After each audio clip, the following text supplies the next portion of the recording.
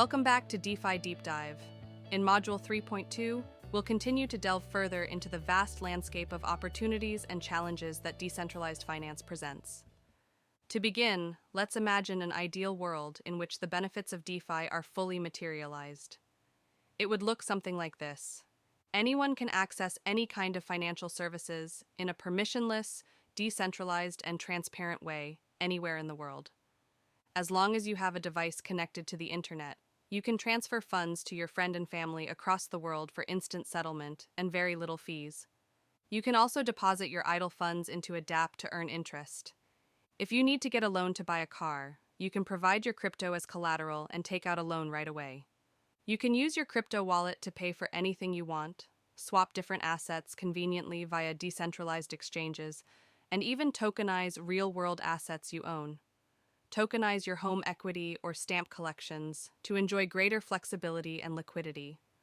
That's all part of a DeFi dream world, which would feature a borderless financial ecosystem that's open, transparent, and interoperable. A world that runs according to code and where human errors are greatly minimized or even eliminated.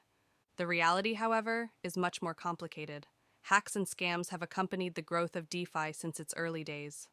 But there are other limitations. Let's divide these limitations into two types: growing pains that are likely to improve as the sector matures, and challenges that probably won't be grown out of.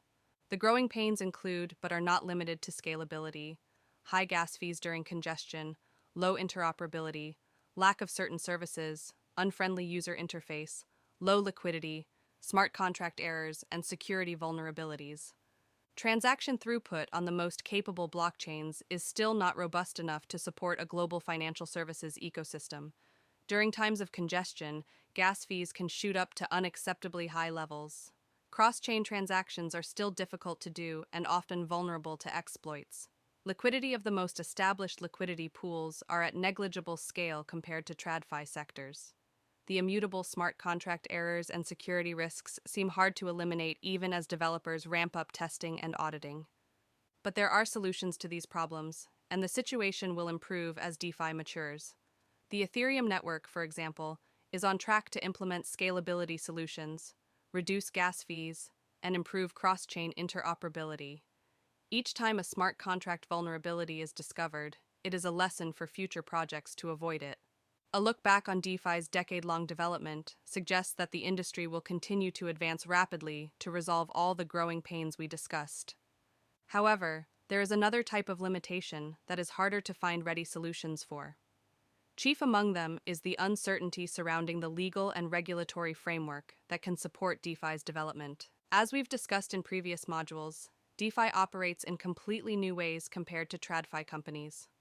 Often, there is no entity that can serve as the legal representative of a DeFi service that fits the current legal framework. Many DeFi protocols are governed by DAOs, whose own legal status is still unclear. Moreover, DeFi protocols often engage in financial services that can't be defined by existing regulations that often precede the internet era. The questions, such as if a certain token constitutes a security or what type of financial licenses a certain DeFi protocol should obtain, may not be answered clearly.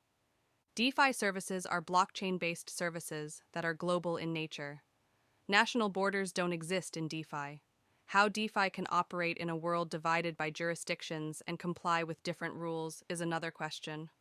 On the other hand, the dilemma of balancing decentralization and centralization exists in DeFi. For many DeFi protocols, there are often certain elements of centralization. It can be in the form of the centralized data storage services, or a few stakeholders holding a vast majority of governance tokens. They bring the possibility of a single point of failure that could threaten the entire protocol. Yet, complete decentralization is not only unrealistic, but also inefficient. To summarize, DeFi offers an exciting future where financial services are readily available to anyone at low cost. But it faces a number of limitations, some of which are likely to be overcome as the sector matures, but others lack clear solutions. Nevertheless, the future of DeFi is definitely a sector you should learn about and keep close attention to. In the next and final module, we'll take a look at how you can safeguard your DeFi journey.